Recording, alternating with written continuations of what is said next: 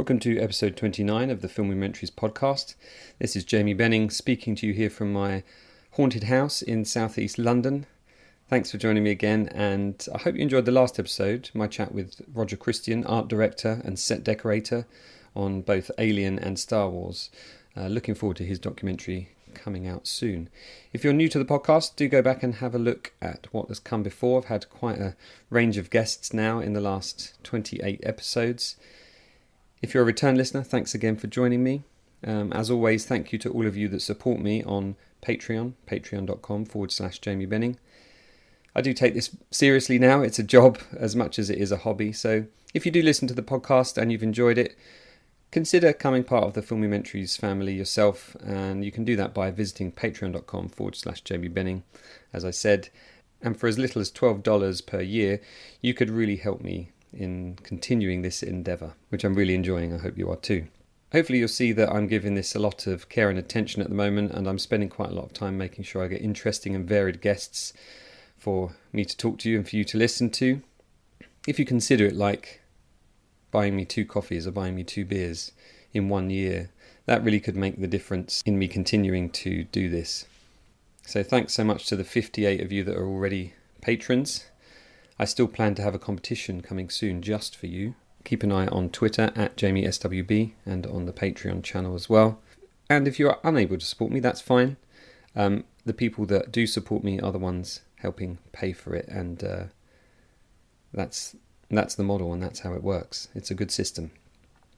But if you do have time, please leave a review, and also tell your friends about the podcast. Use social media, get on Facebook, get on Twitter, Instagram, tell them about it, or just maybe your work friends who are like-minded.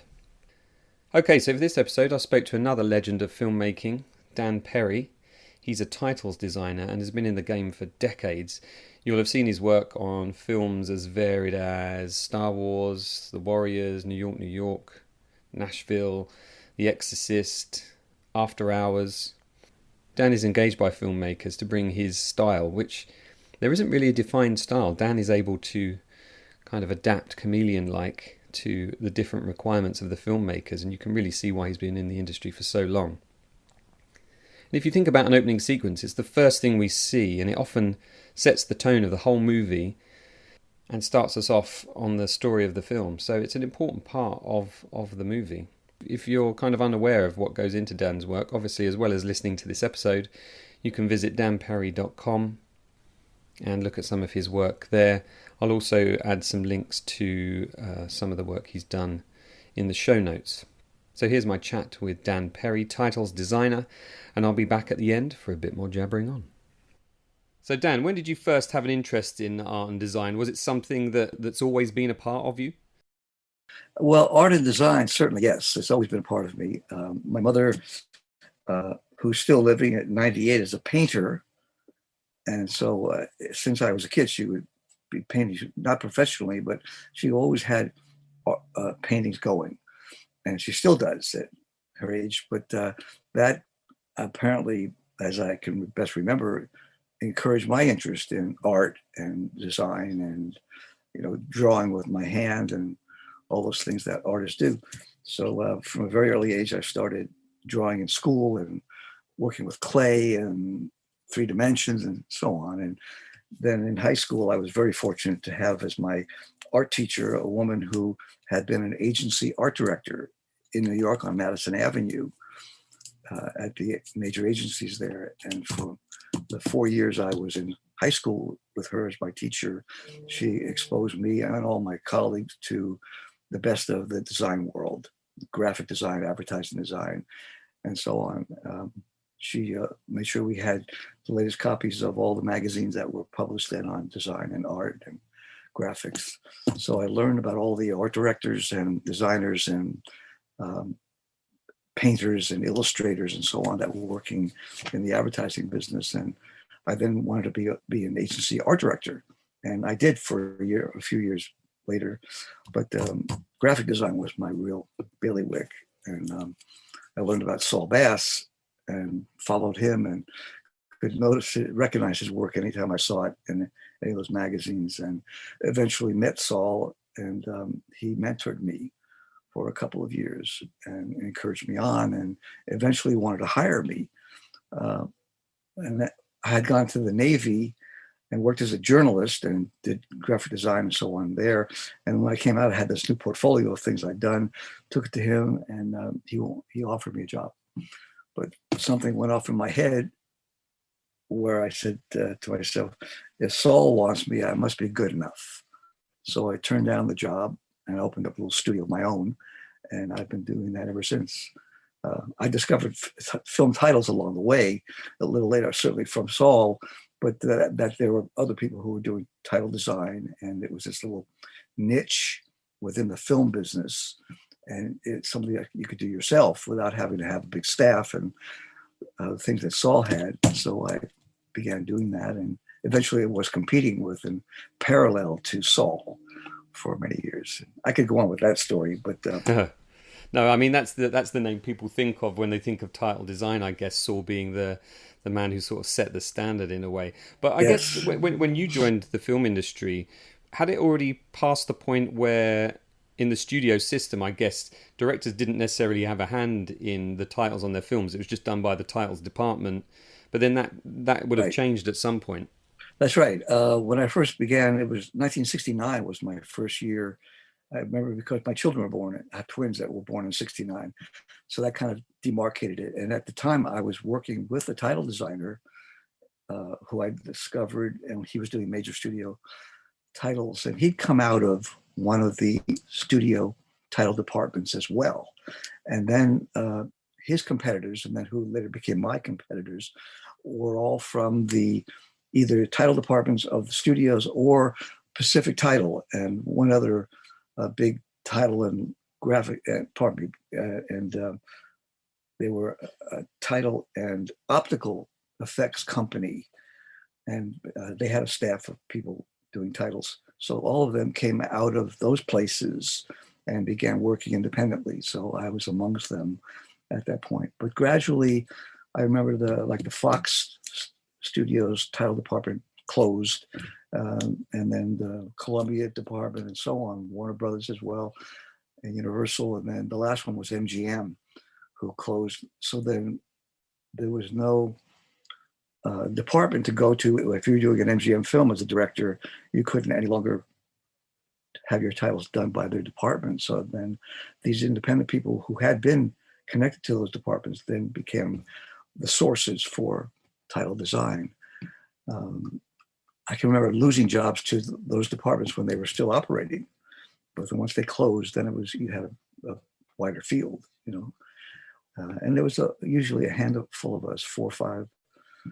I might have been the 6th one that was around and competing with each other, and we'd run into each other at cattle calls where producers would invite 3 or 4 designers in to see the film and offer ideas, and then they would choose from that.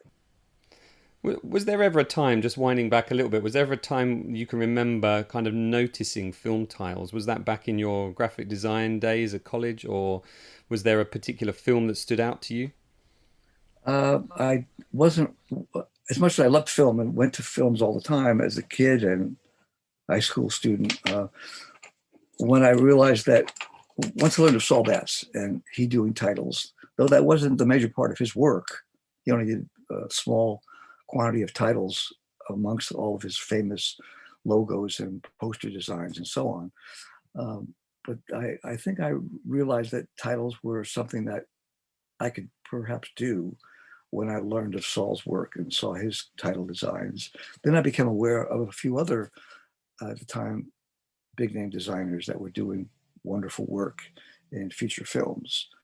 TV shows, there was a couple of guys who worked only in TV, so they didn't cross over, and they were not my competitors because I really wasn't pursuing TV work, although I did get some on occasions. I wasn't after that. I was after the feature work all the time. But there was a series of, the fellows who did the early James Bond films were ones that I became aware of. Steve Frankfurt, a fellow named Ted Trinkus, Robert Brownjohn, who was an American working in London and did the first couple of Bond films. And then there's a few that were from the studio system in LA primarily, who were my main competitors. Most of them have died now. I'm the only one left of that original group, and I'm still working. And what was the first film that kind of put Dan Perri on the map, as it were? It was The Exorcist, Mm. and it came out of a series of incidents. I had done a film at United Artists. It was one of my first studio films because I started out doing independent films and then television shows for David Wolper, who was a big documentarian and had a whole building of people that he was cranking out a dozen documentaries at a time. But I got hired to do this, and it was funny thing, it was in competition with the MGM title department because it was an MGM United Artists film called Electra Glide in Blue. And I did a title sequence for that. And then I learned later that the sound effects were really excellent on that film. And apparently Billy Friedkin, as he was preparing to do The Exorcist, went to see Electra Glide to evaluate the sound effects and consider hiring the effects designer for his film. And he saw my titles on the film and apparently made note of it, and then somehow got in touch with me and hired me for The Exorcist.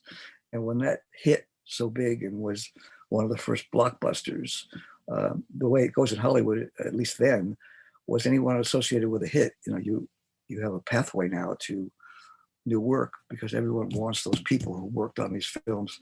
The superstition would be that, well, that film was successful because that person did the effects and that person did the titles and that person did the camera work. So I want those people. So my film will come be a success, So then I was pursued by the industry in general, and anyone I would call to try to get an interview to do their film would say, come on over. They welcomed me where I couldn't get through to them at all before I was known because of that film. So it was a whole different world once you're associated with a hit. And for me, it just went on. I don't have as much work as I used to, though I don't even want it, but I always had the crop of the best directors and producers who had been making hits, and they all wanted me to work on their films. It's funny, isn't it? When, as you say, it's like they've captured that magic once. They want to hold on to it or for the next project. Yes. That font you used in The Exorcist, of course, has become very iconic. Was that your choice? Was that Friedkin's choice? Was that Blatty's choice? Where did the sort of design process happen there? That was my choice. As best I recall, I know that the style is called Weiss Initials #2. And it was used on the first printing of the book. So it came out of Blatty's publisher's design staff or whoever. Then once it became a big hit and they reprinted the book before it was a film, they changed the type style to something more generic. But the first run, as best I remember now, I may be wrong about this, was that type style. And I had to find it because I wanted to use it, and I had to find where it existed as a font so I could use it on all the titles. Then it was the subtleties of that project of using that type style in such a way that it was powerful and effective and had complementary design elements to it that could last through a long end title sequence, still be effective and readable and all those things that are necessary for title design. Dan, I can hear quite a lot of tapping on the desk or something. Oh, I'm sorry. Is that okay? Sorry. Sort of I do that as well. Yeah, sorry. Now, the opening titles, they often define the movie because it's the first thing we see. They often set the tone. It's our first impression. But you have to serve the overall story as well, despite your part being a small part of the overall production. Can you define what the purpose of the opening titles are, and how do you approach that? Well, in the commercial film world, titles are required by contract. All these technicians and actors who are working on the film are the producers have agreed to give them credit in certain ways. So when those credits are given to me, put these on the film, in some way, I have to comply with all those requirements, and they go into size and color and comparison. If this actor has 100% of title, then this actor must be as well. And these others, there might not be those requirements, but they have to be on the film. And there's an order of the tech credits within that is usually followed. So all those things I have to be aware of, and I have to follow them in order to put titles on the film that comply with and meet all the requirements. So there's restrictions already. I mean, if I said, let's make this guy a lot bigger than the other titles, for graphic purposes and to emphasize his name or whatever, can't do that. So I'm compelled to, within the confines of those restrictions, design something that is interesting and applies to the film. And so I draw off of my emotions from seeing the film. And fortunately, things come to me and always have, and many times multiple ideas from my emotional response to the film. So I have to scribble them down as fast as I can because they'll evaporate, they'll go away. I have these images in my head. Oftentimes they're completely realized. So I somehow see them in my mind's eye, and I will sketch them down. I'll grab a piece of paper, an envelope, something that is around, and with a pencil, with an eraser on the back of it so I can change it. I'll just draw it out and then refine it and develop it on paper, and then eventually scan it now and take it into the computer and then manipulate it further. Mm. But you say you get that from an emotional response from watching the film. So at what point do you get involved in the project then? Is it when the film is already locked, or is it in early versions, early edits of the film? Well, it varies a lot. On Close Encounters, Spielberg had the wisdom to hire me even before the film was shot.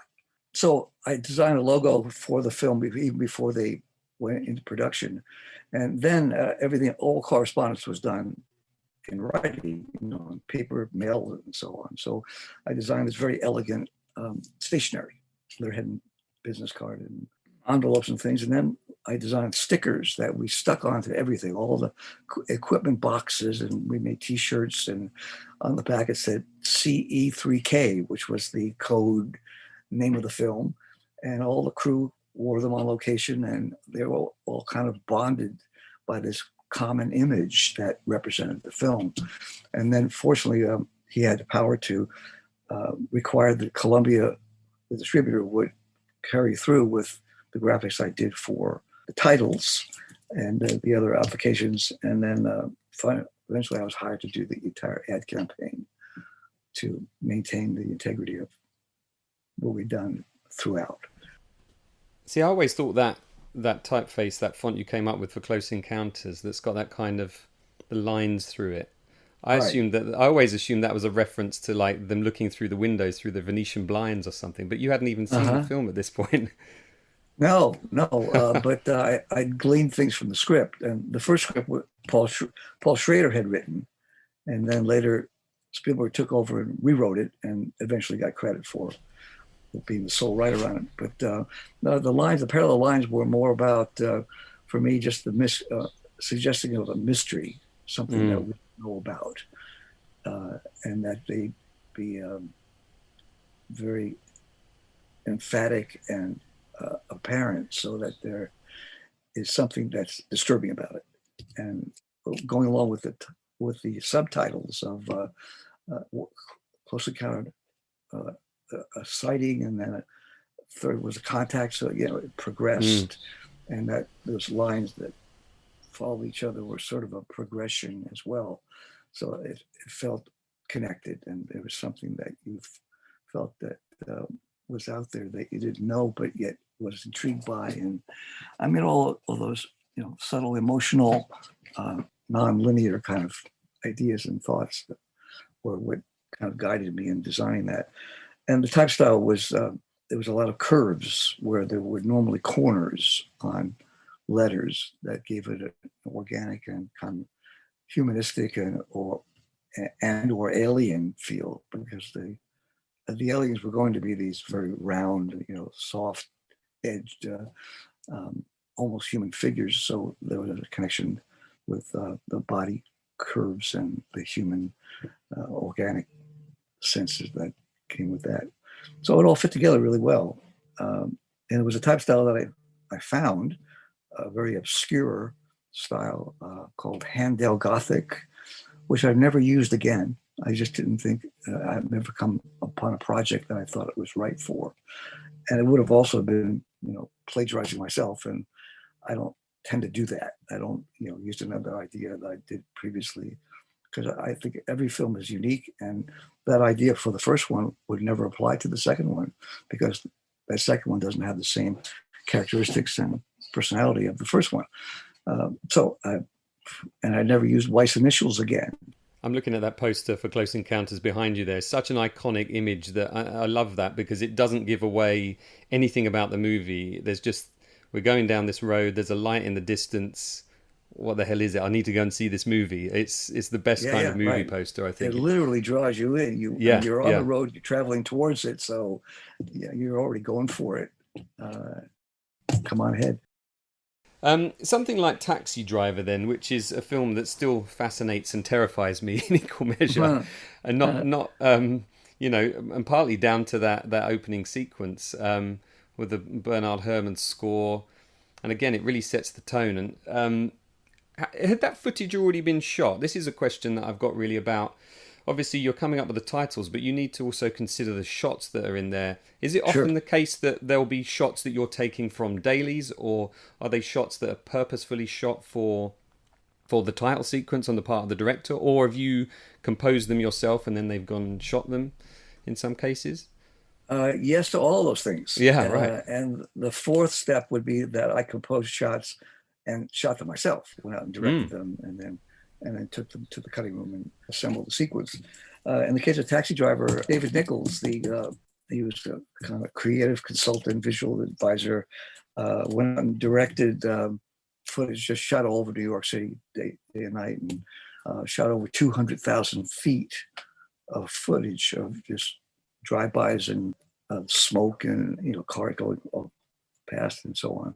So I took all that footage and viewed it with Marshall Lucas, one of the editors, who was married to George at that time, and we cut together a sequence from the second unit that I assembled with her and built it so that it would accommodate all the titles. Whatever, I was given a list by then of these credits that we have to have at the front of the film.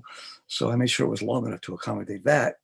But then I chose shots that were atmospheric and emotionally charged and so on, and created a sequence. And though normally I would work against the music or with the composer, so he knows what I'm doing visually and then I know what he's doing musically, that didn't happen on Taxi Driver. I didn't have the opportunity to hear the music. Bernard Herrmann was doing that independently, and he was on a different schedule than I was on.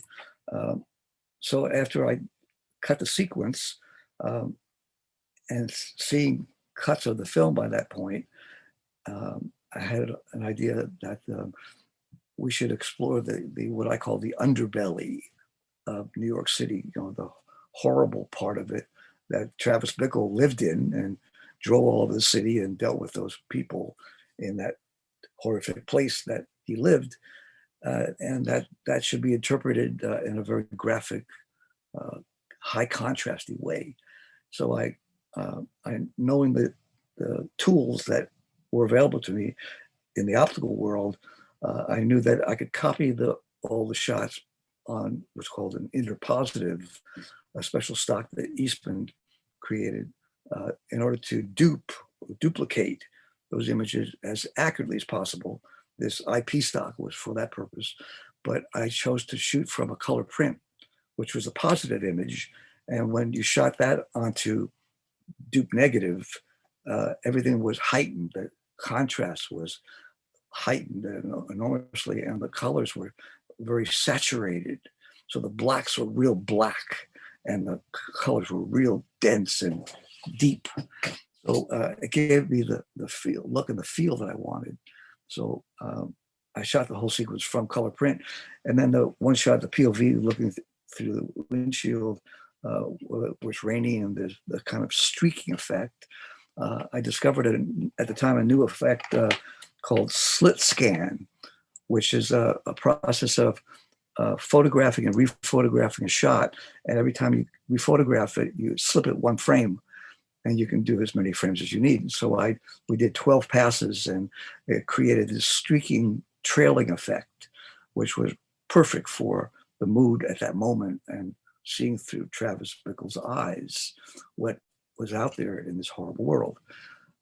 Then the titles themselves, I wanted them to be as much like the street signs in New York as possible. So I went to the city of New York's traffic department, and I found that the type style that they use for all the signs, the ones up high on the metal boxes, not the ones that say 20 miles an hour or, turn left here, which was a different style. So this kind of compressed vertical graphic Gothic style I used for all the titles, and I set them the way they would be on the signs as well. And then I superimposed them over the footage, and there was a lot of smoke and neon and so on. And when I exposed them, normally you would carry a protective mat to where the title would be clean and sharp coming from the title elements, but I purposely pulled the mat so that the shot would contaminate the titles, and therefore they would glow and pulse, and whatever the density of that shot was. If it got dark and light when smoke came by or whatever, it would affect them. So they were integrated into the backgrounds rather than in front of them. More took you into it because you're reading them, and that's why they're there. So you were therefore included in the environment that was created by that sequence. Then the day I delivered the sequence to Marty, often they're on the mixing stage or doing ADR or some post phase, and I will come over and show it to them and deliver it. So Marty was in the last stage of mixing the sound, the music and the sound effects and the dialogue. And I came into the room, and Marty asked me to bring the film roll. Had a box with the film, had a print from the shoot. And I brought it to the projection booth. They cut it in place at the head of the reel one. And then as I came down the stairs, it started on the screen, and even the Columbia logo was converted from color print. So it looked very contrasting. So then I saw it for the first time with the music. And once it ended, the lights came up, and Marty, these stages are an empty room, the size of a normal theater, so they can get the full sound effect of how it would sound in a theater rather than in a small room, a little tiny box. So Marty's walking across the room, rushing toward me to tell me how much he was happy with him and appreciated what I'd done. And so he's praising me, and he says, say hello to Bernard Herrmann. So I turned to my right, and in the darkness, I hadn't seen him, but there was this little natty man standing there, beautifully dressed and very gentle and calm in his demeanor. And he smiled at me and extended his hand, and we shook hands, and he complimented my work, and I complimented his, and we were just joyous, the three of us, celebrating the completion of this opening of this film, which became a classic. So it was a wonderful moment that amazing happened just spontaneously. Yeah, it's amazing to think that you're off doing your three kind of separate bits, and it just all comes together in that room for that moment. That's it's really magic. Yeah, sometimes it's really, really quite wonderful to. That's the culmination of all that effort. Part of the composer and the designer. And someone's doing the effects perhaps, and they come and deliver them, and they're cut in, and you see them with the sound effects that go with it, and suddenly it's wow, it's a thrill. That's what you do it for. It's for those moments that you get appreciated, and you see how effective and how well it works and successful it's going to be, and all that.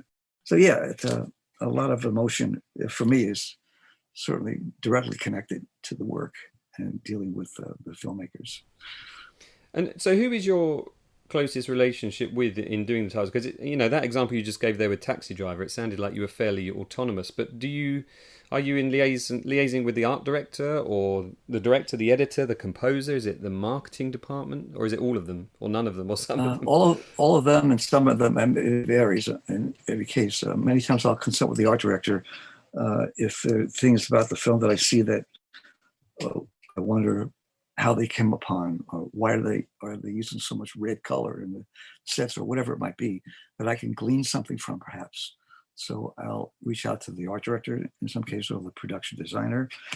Certainly, the editor is always a key person in my world, dealing with them, with the backgrounds, whether I'm creating them or they're coming from the film, or one of those where the editor and I will have to work together and cut them in and try different things, change lengths and order of the sequence and so on. So working with the editor, once I start working on the film, I'm always working with the editor in one way or another.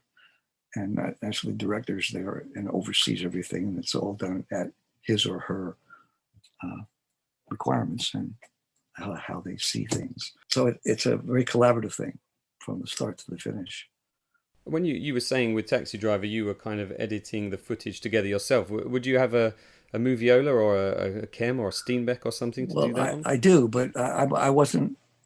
I might have occasionally made a splice or something, but Marcia was handling the film and doing the cut, but it was always at my direction. Let's try this shot here, And I remember I saw that shot going down Broadway. Well, let's have a look at that and see. And then we'd look at 10 minutes of a shot driving down Broadway or whatever it might be. So it was in close contact with her. But when you work with the editor, there's even union problems with, you can't literally become the editor for that moment or that day, or so they have to do it, but it would be at my direction and my collaboration with them. And I say collaboration because working with a good person, good editor, or a good sound effects person, or whatever, you get something from them as you direct them to do it, something specific. They might think, oh, what about this instead? So it gets better by working with good people during the processes of creating something. And I really regard that highly and value it a lot, to have that collaboration, that connection. And I'm an editor myself as well, so I really appreciate what it takes to do a good cut on something. Yeah, it really does make the difference. Just a little aside here. I used to live with a friend who I decided I was going to educate her on movies, because most of the movies she liked were crap, So I sat her down to watch Taxi Driver one day, and the title sequence had barely finished, and she said, "I don't like it. It terrifies me already." It just had that impact on it. It was working then. Yeah, exactly. Yeah. My mother. Go on. I'm sorry. It just brought to mind. So my mother was married years ago to my her second husband was an actor. He'd acted in studio films in the 30s and 40s, and he was always a villain. And he used to tell us that, you see a film and there's a character that you really hate him. He's really doing a good job. If he's meant to be hated and he's doing a good job. And so I always remember that creating a sequence that's supposed to be horrific, if it scares you, then you've done a good job. You've actually conveyed those feelings by how you've assembled something and put it together. Yeah. So that there's the proof in the pudding kind of thing, Definitely. I guess, as well as having that sort of initial function of kind of informing the audience of what's to come, perhaps, you also can have like the big kind of cinematic wow moment. I guess the example I'm thinking of is Star Wars for George Lucas, that you've just got that big kind of fanfare and the logo fills the screen and all of that stuff. How were you engaged on Star Wars? How did that come about? And what did George reference other than Flash Gordon? The other serial, Buck Rogers, was the second serial that was popular at the same time Flash Gordon was, in the 30s and 40s. So he asked me to look at all those episodes which he had acquired, and I go over to ILM, the first when ILM first became an entity, and he had a big building out in the valley where I always had to go and meet with him and wait for him for hours and view things and watch dailies with him and so on. And then many other features that might have had some elements that interested him that he wanted me to see.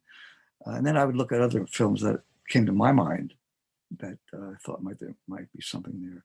And at one point I came across a Cecil B. DeMille film from 1939 called Union Pacific, an American film which was about the railroad and the building of the railroad that connected the US. And the first shot was looking down empty railroad tracks, and tracks just converged to a horizon line. And then the titles for that film rolled from under the camera down the tracks as it was the train. And from that, I envisioned that notion being applied in space. So then the idea of tilting the titles so that they were in perspective and would roll down the tracks, and you could then deliver the information from the preamble that Lucas had given to me. And then the title, in this case, the title would come on first and pull that preamble behind it. So I presented the idea to Lucas and he loved it. So he gave me the green light to go ahead and put it together. So then months went by where I was developing the idea and all the endless subtleties that were required in order to make that work. I mean, for one thing, no one had shot, except Cecil B. DeMille, had shot titles in perspective like that. And I had to rig a way to shoot it. You couldn't do it on the animation stand because the bed doesn't tilt. So you had to do it live. So I had this big 4 foot by 8 foot piece of black cardboard that I pasted all the words of the preamble to. And the first step was to decide how many words per line would there be that you could get back far enough and still read it. And then how deep would that go? How many lines would that be? And the spacing between words might differ. Is it going to be flush right and left? Is it going to be ragged and centered? Or what colors are going to be? How fast is it going to move? How many lines per line would be in the frame before it gets so far back? All those things had to be tested and shot just endlessly. And every time I got something that I thought worth seeing, I would trek out to ILM, wait for Lucas for hours and watch dailies with him, explosions and whatever, and hang around with the other technicians. I got friendly with his secretary, so we'd commiserate about things, and it was all in service of this mad genius.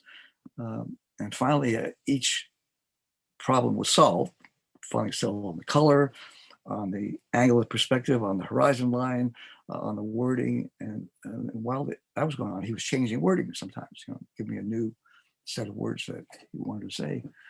But finally, all the problems were solved, and I then shot it, and then shot it again, and so on, and finally delivered it. And when that day came, it was like a huge weight was lifted off of me. He really, for the most part, never liked what I was doing. There was always something wrong with it. And the early ideas, he just dumped on all of them. And finally, I was given a version of the logo that he used on a brochure that he'd used to present the project to Fox. And the letters were hairline thick, and the W was vertical and didn't tilt like a W normally does. So I changed all those things and redesigned it and made the lines thick enough so that they would hold on film, because there are limitations to what film can see. I mean, digitally now I can see a lot more detail, but back then you were stuck with the limitations of film. And then you had to create high contrast elements on black and white film and then superimpose them over the shot in color and carry mats to protect it. It was just very much more complicated and fraught with problems and dangers. You could shoot this beautiful thing perfectly, and then the lab might screw it up when they developed it. there'd be streaks in it or scratches or God knows what. So it was a very difficult process to work with. And then working with a difficult client on top of it, trying to do something that had never been done before with equipment that hadn't even been created. It was, I never realized all of this at the time. It was all in retrospect that I realized all these things existed in this. And out of it came this okay design. It just happened to become very, very famous because of the success of the film.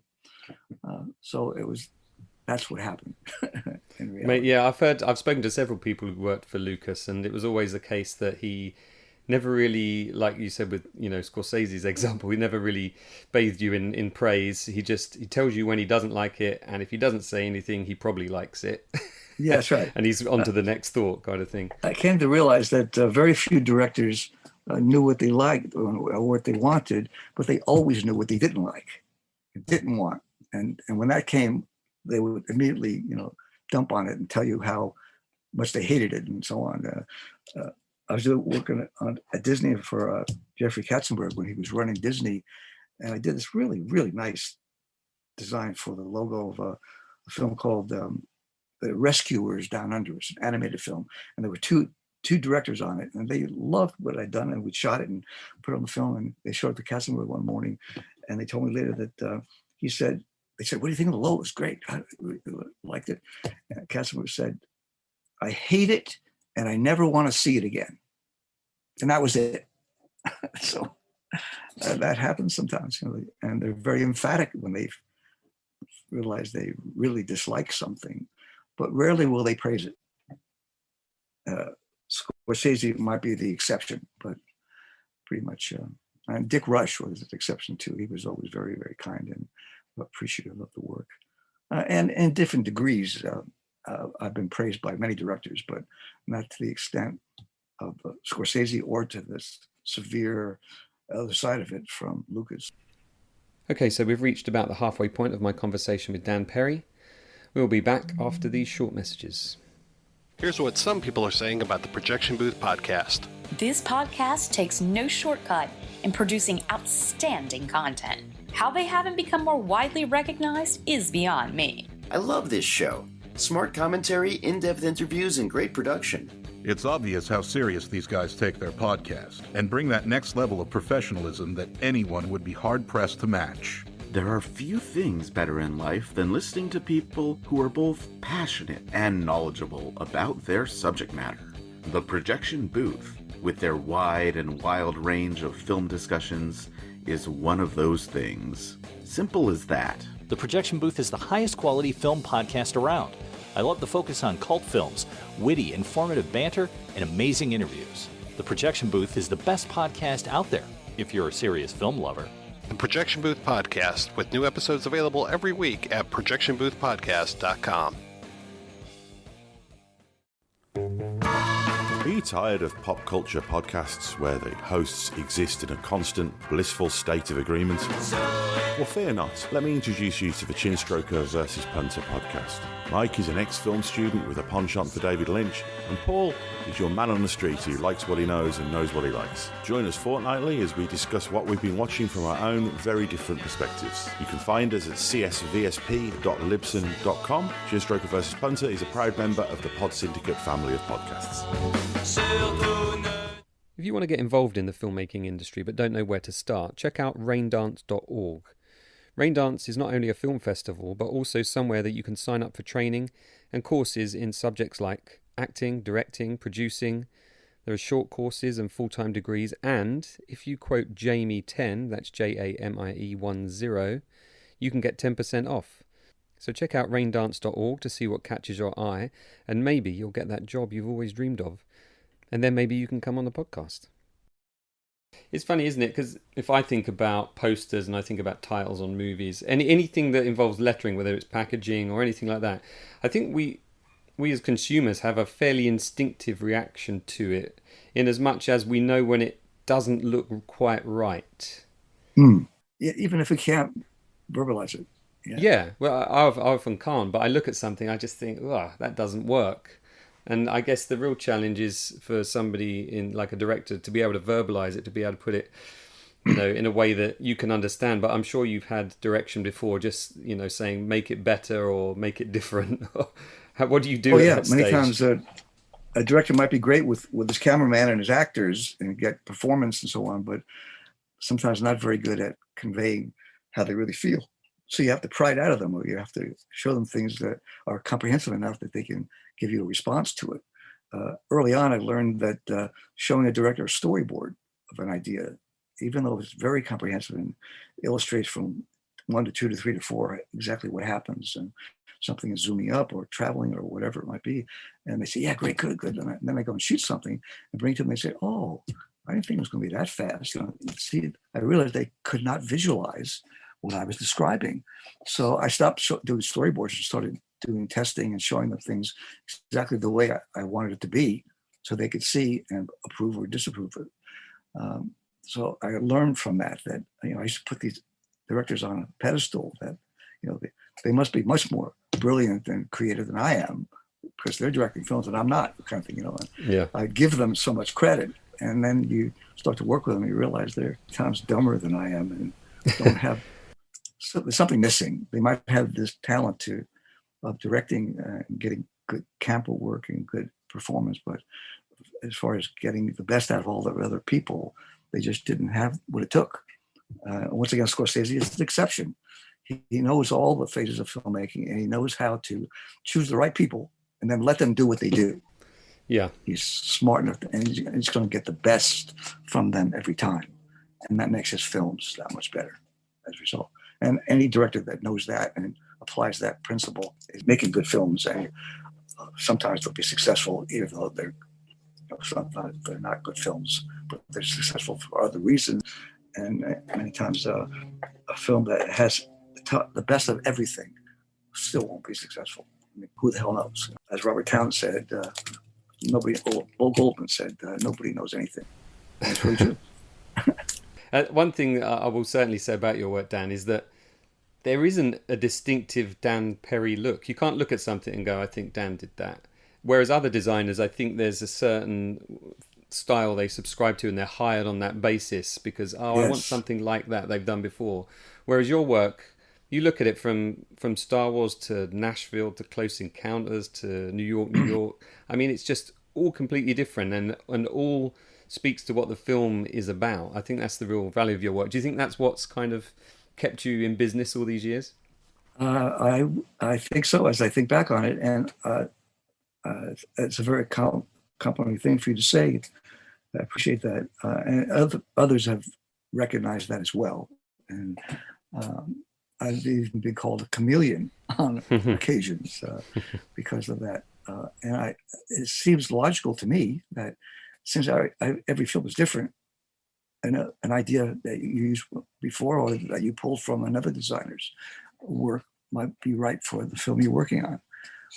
So if that be true, then certainly that film needs something like this instead of that, and therefore they would be different from what you've done previously. And I don't strive for doing something unique that I've never done before.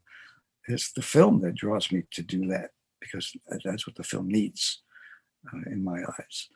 So collectively, you see all these different films that have different titles that happen to have been done by the same person.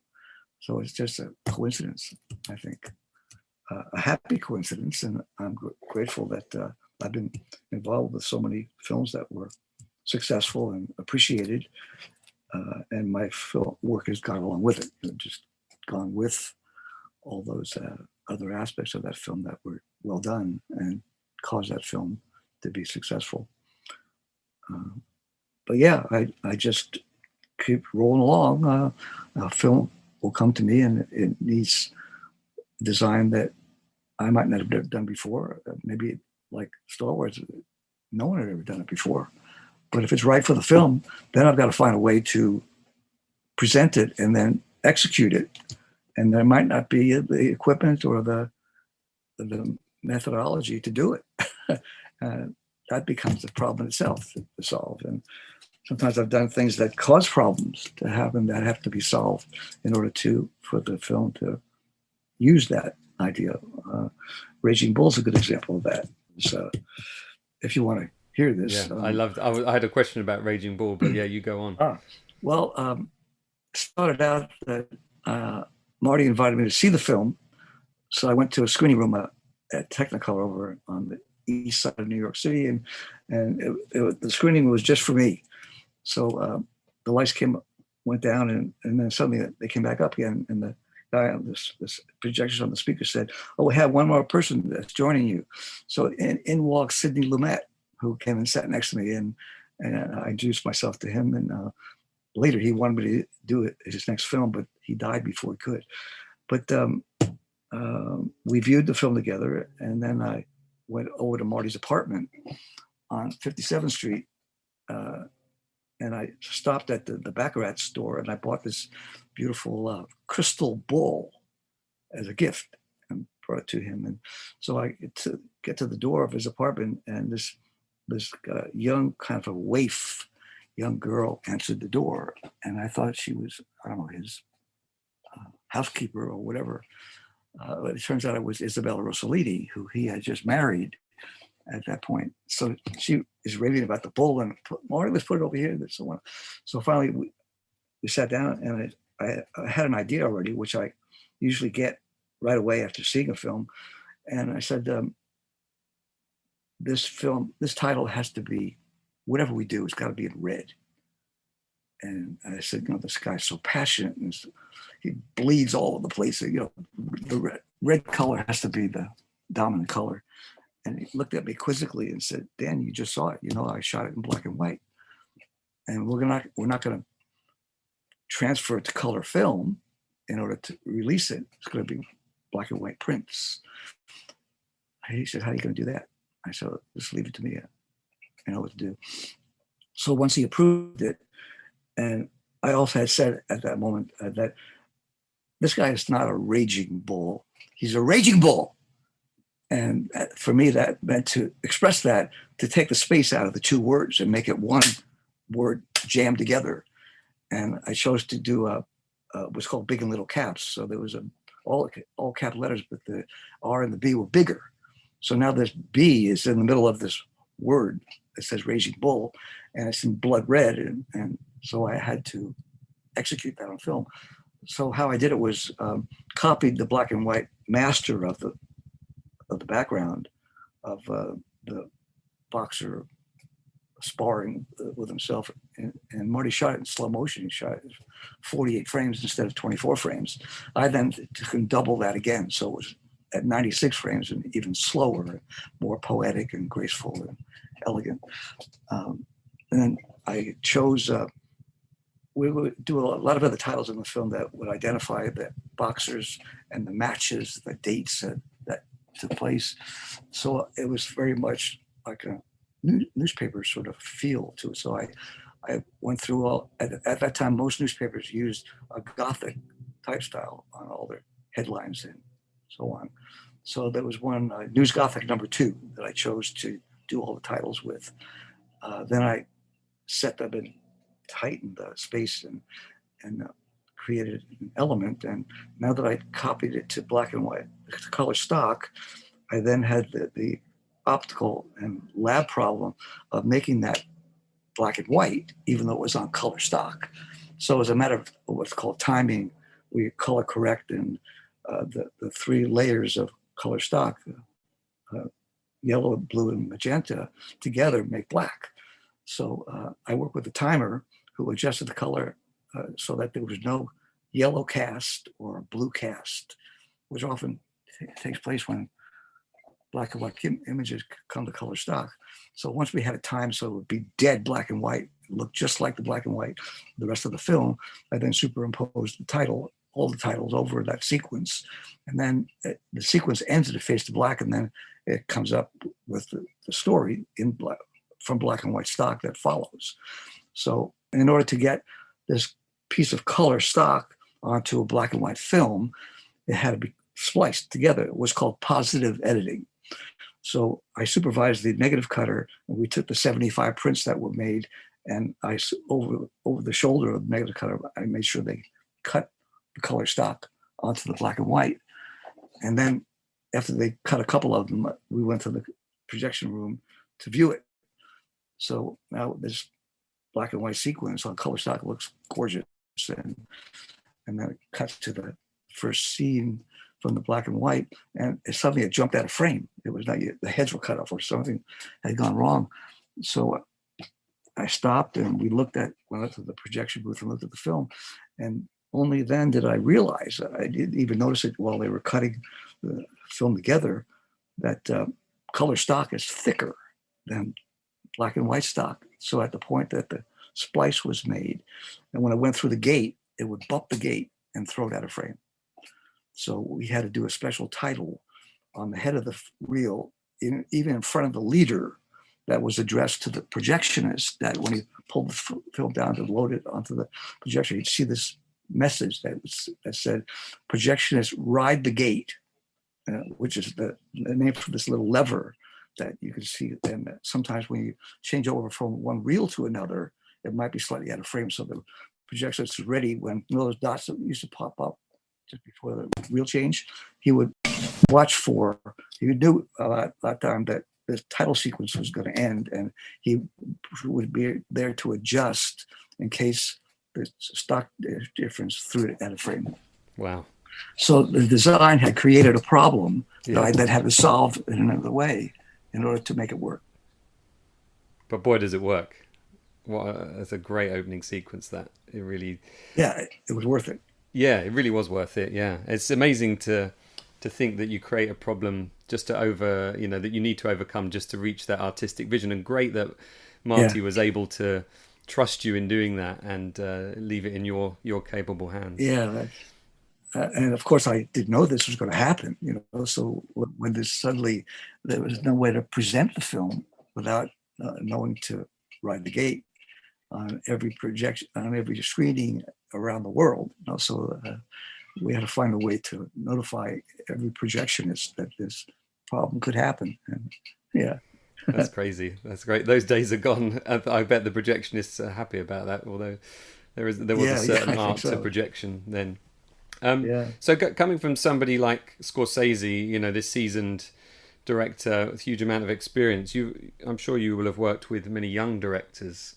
And I was thinking that these are often people that won't have grown up necessarily with physical newsprint, newspapers, magazines, even at all, maybe. I see kids of 1 or 2 on an iPad now. They actually haven't got their hands on a book. As a kid, I always enjoyed like embossed books where you could actually feel the lettering and, actually kind of have a relationship with it. Does that change their relationship with the visual aspects of language, do you think, and what you do? Well, I think it does. I always certainly give the director the respect that he deserves, just like, people were giving respect to Trump, even though he was incompetent. He was still the president at that point. So everyone was supposed to respect him. So similarly, I can be working with someone who's half my age, who's younger than my own son, but yet he's in the position of running this film. And it's my job to service him and give the film what it needs. So I approach it that way. And in my discussions, I will offer ideas just like I would a seasoned director. But I'm aware that I might not get the same kind of response because they don't have this life's worth of experience to draw from. And they might not be aware of all the things that I'm drawing from my experiences, know about filmmaking and technique and equipment and all those things that I'm used to using and working with. And they, whatever life experience they've had at that point, if they're 24 years old or whatever, is maybe different than my other life experiences as well. They come from the ghetto or from Spain or from wherever. They've lived a very different life. So all of those things I try to stay aware of so I can offer things that they will appreciate and see that it's good for the film. But it doesn't always go that way. recently, a couple of times I was asked to stop working on a film, even though I brought what I thought were really outstanding, effective ideas. Both times they were young filmmakers. One was from an Eastern European country and had done a few films there, and now he's doing his first American film. But we just didn't see eye to eye. He just initially he was over the moon with the idea that this famous guy was going to do his titles, but he then came to realize that he just didn't want what I was offering, and that was a disappointment. And it's happened twice now, so I'm wary, but yet, I'm asked to work on something, and as a professional, it's my job to do what I can. Mm. But frustrating, I imagine, when you see the results of somebody else they might have gone with, who, and you could have done a better job, I guess.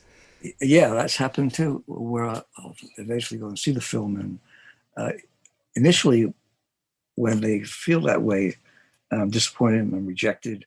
I think, well, they must have, found some really great idea that is a lot better than what I was offering. So, more power to them. I hope it works out. And then I see what they did, and it's just so inferior. And I can't fathom their thinking. How did they wind up there where they could have been here? And I don't know. It's perplexing, and disappointing, but it's just part of the business, part of the job. Your process to coming up with these ideas, you said, you watch the movie and you take in the emotional aspects of the movie. But is there anything you do when you're actually there with pencil and paper? Do you have music on? Do you...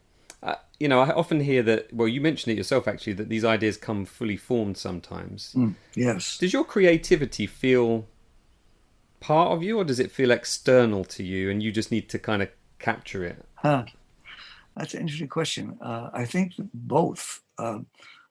Sometimes it's part of me and it's within me, and I'll see something, some complete unrelated, it'll just spark a thought and an image comes to mind. Other times I literally wake up having dreamt this idea. Wow.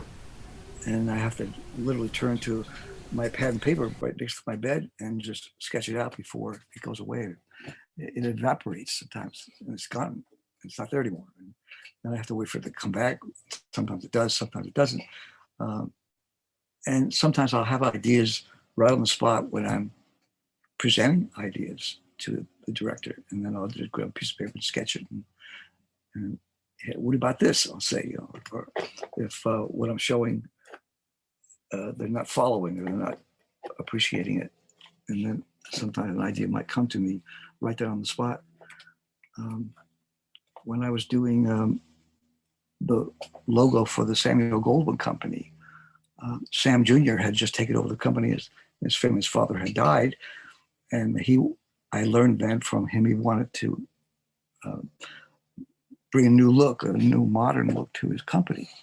So I brought all these very elegant, elaborate, highly designed logos for Samuel Goldwyn Company, and he liked all of them, but felt they were all wrong for his company, so he rejected them.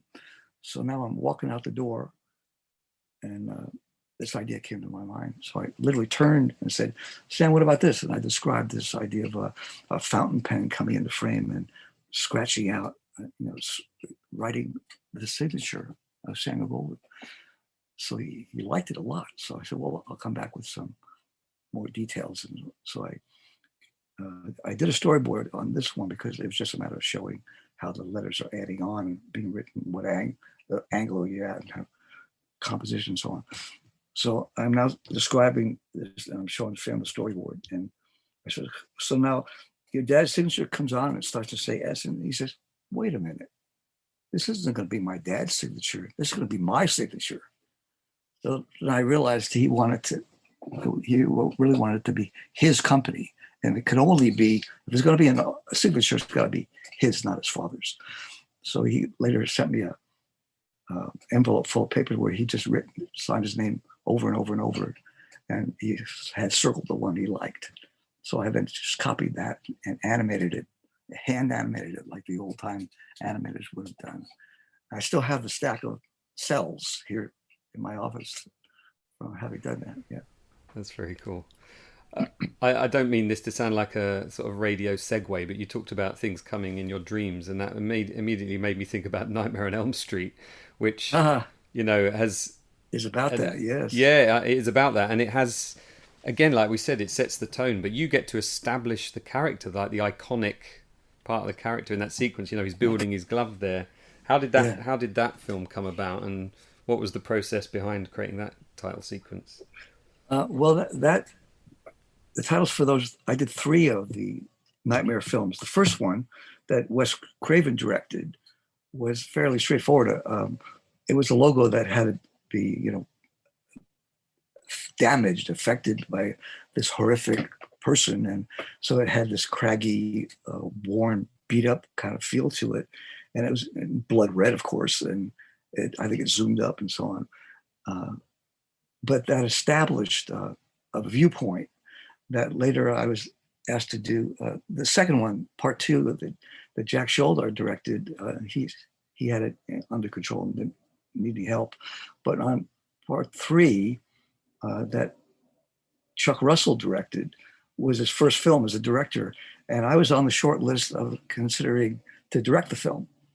And when they finally chose Chuck, they gave me as a consolation the second unit to direct. So I wound up directing almost half the film. But part of that was shooting a title sequence. So I shot the main actor building this playhouse out of ice cream sticks, pieces of wood. And so it had to be full of horror. And the music I had available to me, which was this screaming long chords from a violin, and it was screeching and eerie and frightening. So that drove me to make all these odd shots from different angles that were punctuating and emphasizing the moment of her dropping an ice cream stick with some glue and it dripping down, and looking and seeing her out of focus and all that. So I shot that sequence as part of my second unit, and then cut it into a length that could accommodate all the titles. And then they asked me to do a trailer for that film, which was going to be on 70 millimeter, that would be at the head of the next release, which was coming the following month. So I shot this one long shot of a little girl sitting on a bed with that playhouse in her lap, and the camera's dollying around her and examining all the details of the room and her legs and her dress and so on. And then as we get right next to her, the roof blows off the house and Freddy's glove comes out and is threatening you. So that was a growth from the first one, where the more I was involved, the more I could bring these horrific images to it that I was imagining, that I was seeing in my mind's eye and drawing from the film. And by the third one, I had created all the effect shots, all the shots, the violent shots and the fights and everything that I was directing. So it was organic and logical that it all progressed to the point where I was introducing the entire tone of the film through the footage that I'd shot and the designs that I'd done. Then part 4, I also did a sequence and directed the little girl that was part of the story and put titles over it. I never did anything with New Line after that. I don't know. I think I was pursuing getting a film to direct from them. And I think I sometimes offend people because I'm so insistent and deliberate that sometimes I push them away without realizing it. So that's how it went. Yeah, I guess it goes that way sometimes. Nice to, as you say, have that progression through that series of films, though, to kind of develop your ideas and you create the next step. Have you worked on many sequels then? Because I was thinking actually about when you said about Star Wars, The Empire Strikes Back, of course. I remember seeing early storyboards where they attempted to do your crawl over the ice plains of the planet Hoth there at the start of the film. Oh. And then they abandoned it because, well, your idea was too good and too iconic to change, I guess. But yeah, I know they used the same treatment on all of them, all the ones that were within the storyline of the original concept of 7 films, I guess it was. And they used exactly the same titles that I had done. But by the second one, they had computerized lathe bed camera stands that they could create the crawl and just put the camera at an angle that would duplicate the perspective angle. So they didn't need me to design them. They just duplicated what I had done. And there were different words perhaps on the subsequent films. But I've never seen any of them except for the first one, which I was at the Cascou screening and saw it that way. But even when I was working on it, I just thought it was this stupid space film. You know, it was dumb, and I wasn't happy working on it. And it's funny, it's probably the one that people ask you about the most. It is, yes. I meant to ask you as well earlier that do you, obviously now in the computer realm, you'll go from a sketch, as you said, and scan it into the computer, but you would have worked with physical typeset and lettering, I imagine, at some point during your career. Do you enjoy that physical nature of it as well? Yeah, I do. Now that I used to have a typesetter, set all my type, and he had a computer or a version of a computer with fonts that were on strips of film, and each letter of the alphabet, one after the other, they roll it through and print the R and then the D and so on. But when computers were sophisticated enough where their software were the fonts that you could actually set from, I started setting my own, and I still do all my own typesetting.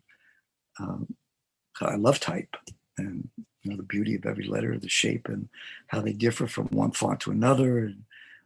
And it's all just still magical for me, and I get great pleasure out of literally setting type and spacing it and arranging it and all that. So I couldn't imagine letting someone else set my type, because I will always have to change it, because however I visualize it, now I can do exactly what I'm seeing and myself and put it together and save the money and the time. And it becomes better as well by the physical act of assembling it and arranging it and do all the things that one can do once it's set. I was just thinking as well how, as children, we probably recognize logos, whether they're lettering or, drawings of logos. We recognize those before we recognize words, and we're taught to recognize words by their shape and by their form. And that's what logos become, don't they? Like if I think of something like After Hours that you did, or Raising Arizona, that logo, we almost don't read it because it describes the film. It is the film. It becomes such an iconic part of that movie. Are there any of those that you look back on? You said you've not seen Star Wars since '77, but are there any that you do watch and are satisfied with your work that you've done? Yes, certainly Taxi Driver, I've always considered to be my best work. And it's part of my reel. When I speak, I do a lot of Zooms now with different schools all over France and England and all of the US and Canada. And it's part of what I always show. And I never get tired of watching Taxi Driver. I mean, I love the music so much and the imagery, and it brings me back to when I was doing it and who I was working with and those days and weeks that I was involved with the film. So I still appreciate it, and I don't know if that's about ego or something else, but I don't get tired of it. I know it's good work, and I'm proud to have done it and been involved with it. I'm certainly glad that the things that I still like, others like as well, and they want to know about it and talk about it. So I always enjoy sharing not only the work, but how it came to be that. And out of that comes interesting information that schools and students and filmmakers and fans still want to know about. So it's ongoing for me. The more I can do of it, the better. I see it as simply the act of sharing what I know and what I've done. And I feel obligated to do that. Not in any negative way. I don't like I have to do this. I don't want to, but I will. I really enjoy doing it. And I think it's necessary that I give back and I share what I've done for others and with others who might benefit by it and can go on with their own career and do things that they might have been inspired by my work or encouraged to pursue it. So I talk to a lot of students in that way and try to give them that information. Recently, I was talking to the Gobelins animation school, the famous school in Paris, and there was a couple of hundred students on the Zoom, and there was one young girl who had some really interesting, very creative and intelligent questions for me, and I realized that she had something, and that she needed help to pursue her work. So I later talked to the instructor who ran that Zoom and told her that I wanted to help that person. So now I'm mentoring her. And I have phone calls with her every week from her apartment in Paris. And she shows me her work and I talk about my work and just helping her move along in her career as Saul Bass did with me. Mentoring is such an important part, isn't it, of the creative industries, and we've all got our mentors, really and there is an imperative, I think, in a lot of us to kind of pass that knowledge on. And yeah, I think that's great. What a lucky young lady. Imperative is the right word. Yeah. And I sent her a book, and she just got it recently, and she's raving about it, and that's always fun to get reaction from what I put in the book and so on. You mentioned earlier the tactile feel of an embossed cover. That's my cover. Is very. You've seen it, I'm sure, on the website, right? I've seen it on the website. So tell me about your book, Dan. What kind of drove you to put that together, and also where can people get it? Because my listeners I've got graphic designers listening. I've got all sorts of people listening. So. Yeah. Well, though it's available for sale at a few bookstores here in LA, it's the only place it's available is on my website, danperri.com, and one can buy it, and then the order comes to me personally, and because I'm offering an autograph and film strips as two options. So for a person which shows the options of the film strips and my autograph, then I've got to personally sign it, and I make it out to them with some message, and then I cut up 35 millimeter prints of the frames that are the logos of the films that are in the book, and I include those in a little envelope, and then I pack it up and take it to the post office and mail it out to them. And it's now I can't even mention all the countries that it's gone to: Switzerland, Belgium, Italy, France, Germany, Ireland, England, and all over the U.S. And I think I've sold about 150 or 60 now. That every one of them I've handled and mailed out to them. So it's certainly gratifying, and then I get a lot of emails back and compliments, and it's been good. I have a social media presence now, and my friends in Toronto who are kind of building the site on Instagram and Facebook and Twitter continue to put things up that I've done, or incidents or moments or stories and things like anecdotes, and so people are enjoying it, and I'm glad that I'm reaching them. They're finding it. Good. Well, I'll do my part as well, Dan, in telling my listeners and followers to get it. I'm certainly buying it, and I also have a good friend of mine who's a graphic designer who has a birthday coming up soon. So I think I'll be ordering you benefit by it. Yeah, and I wrote it kind of with students in mind when I describe things. And working optically is very complicated, and there's all kinds of equipment and unique words for the process and things. So, but I tried to simplify it so that they could understand what I was doing and how I use the equipment. So it's more in layman's language, so that it can reach more people who want to know about it. Yeah. It feels like that is a nice natural end there, Dan. I did have another question that I might, if it's okay if I ask you this. Yeah, go ahead. Sure, please. I was watching King of Comedy back again recently, Mm-hmm. and in the same way that the titles in After Hours kind of fly into frame, and you see them quickly, and you're kind of right. You're in the moment of that film straight away. That film terrified me as well as a kid. I remember Yeah. being stuck there in New York. But King of Comedy has that wonderful freeze frame looking through the car of Sandra Bernhardt, and it holds that for the entire sort of bulk of that sequence, and then we're back into the action again. What was the inspiration behind that? Well, Marty had wanted to, I chose that frame, but he wanted to do something to stop the action. And obviously, well, then we want a freeze frame, right, Marty? It was that kind of moment. And so I chose a frame where you would really feel the tension of all of this anger and fury that was going on that comes to a halt, that you can really analyze it. So holding it for the length of the title sequence was the right thing to do.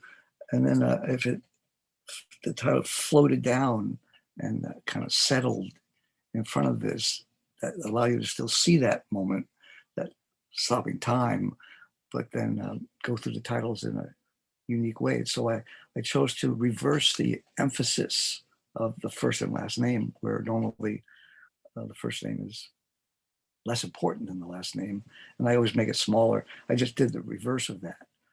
And so I chose a very thin type style and a very thick, bold type style, and jammed them together. And then they just gracefully move from one to the next. So that was the origins of that.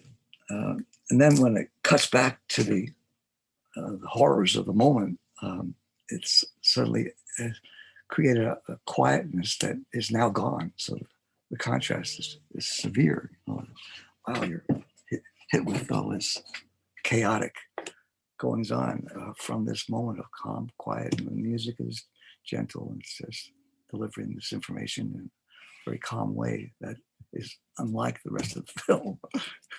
It earns that moment, doesn't it? I was talking to a sound designer, Mark Mangini, who talked about use of silence and stillness. He says never absolute silence, but just how you earn that moment to bring in the sound again and make it all that more impactful. So it's very wise to know that the contrast exists, that can be used so effectively. That kind of reminds me, as a final comment, I guess, Dan, that kind of reminds me that to do what you do, you have to be so aware of all the tools in your palette as a filmmaker and as an artist. You have to understand music and sound and editing and framing and directing and so many things. They feel like, in a way, they're small productions on their own, aren't they? They are, yeah. And I'm proud of my both ability and my appreciation for knowing all those things. It's certainly necessary for me, but I'm proud that I took the time and was fortunate to have the opportunities to learn all those things. And they're all the tools in my toolbox. And when they were optical tools, I had to know what they could do, what their limitations were, and how best to get the effects that I wanted from them, having known what they can do. So then when digital came along, I saw that the same thing existed, but in executing it in a different, easier way. So I already had the knowledge of what those things could do, those tools, but just had to learn how to physically use them, how to run the computer and have them do. Although I don't do the complicated effects, I have a digital artist who I sit with and direct to, but I have to know what that equipment can do, what that software can do. And where in the optical world, you could imagine something and then you find that it can't be done. The equipment could do it. So I have to then adjust to the idea to be able to execute it. Whereas now anything you can imagine digitally can be done. then becomes a matter of, is there enough time to do it, and is there enough money to do it? But it's possible to do most anything. And ironically, now I'm coming to projects where they want me to do things like I did on film, or even do it on film if I can. So I'm back to doing things that are comparatively simpler than what you can do digitally. But because of the filmmaker or maybe the story that he's telling, I'm compelled to do something simpler, more like I used to do years ago. So it's a kind of full circle. Yeah, satisfying. Yeah. Well, thanks, Dan. Thanks for giving your time, and from all of us on this side of film, we appreciate your work, and thank you for making so many iconic moments in film. It's been a pleasure talking with you, Jamie. Thanks so much for the opportunity. And if I can help you further, if you need more, just let me know. Lovely. Thank you. All right. Thank you. Bye-bye now.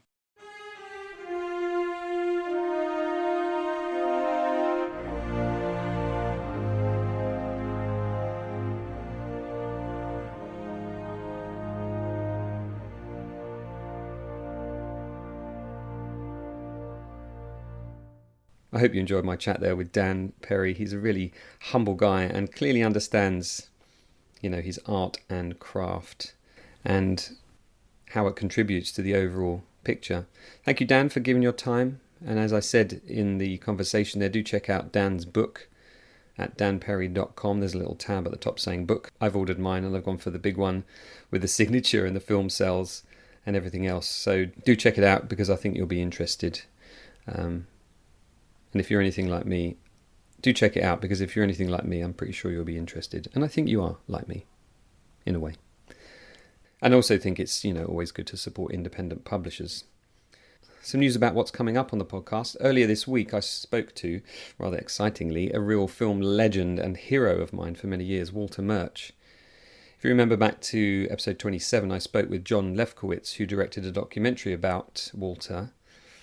Well, shortly after that, I managed to get in touch with Walter. I approached it from two angles. I got in touch with a filmmaker that he'd worked with recently, and also somebody that I previously interviewed on this podcast. And that double attack worked wonders, because both emails arrived at pretty much the same time, and I got a nice email from Walter saying, "Oh, hi, so-and-so and so-and-so tell me that you would like to talk to me. What would you like to talk about?" And we've been having a conversation over email for a couple of weeks, which I have to say is it's one of the highlights of this podcast endeavour so far. I was then fortunate enough to go and see Walter give a lecture in Primrose Hill in North London. It was kind of my first trip out into sort of a public space since March 2020. It was a bit weird, but it was a fantastic evening, listening to Walter's wonderful stories about his work and his time in the film industry as both sound editor and editor.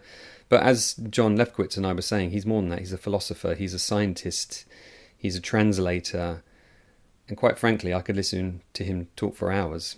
In fact, I did. Good old YouTube and DVD and Blu-ray commentaries meant that I was listening pretty much to wall-to-wall Walter Murch for about a week there. That's all I had to get my research together. I think it was 8 days.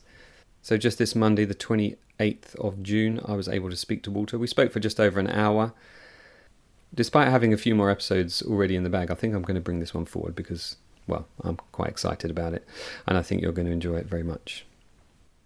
Talking of high-profile guests, I have another two that I've spoken to already. Oscar-winning sound designer Gary Rydstrom.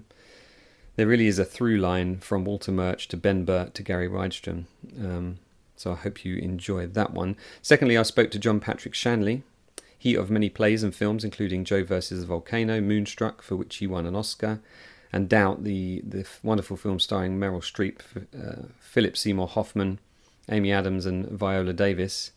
Again, we spoke for just over an hour, and he's a very interesting guy. I mean, the answers he gave to my average questions were fantastic, and it made me think about things in a way that I'd not really thought about before.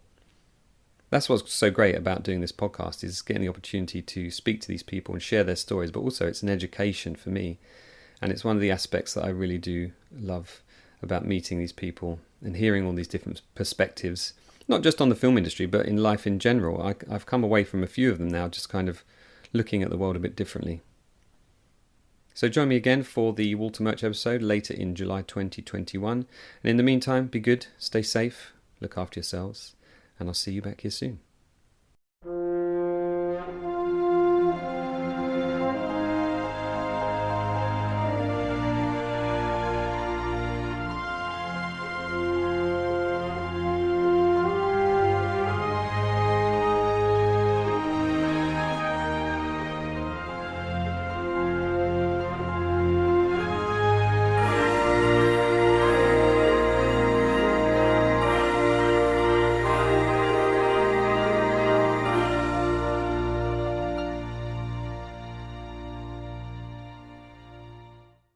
Are you still here, Caroline?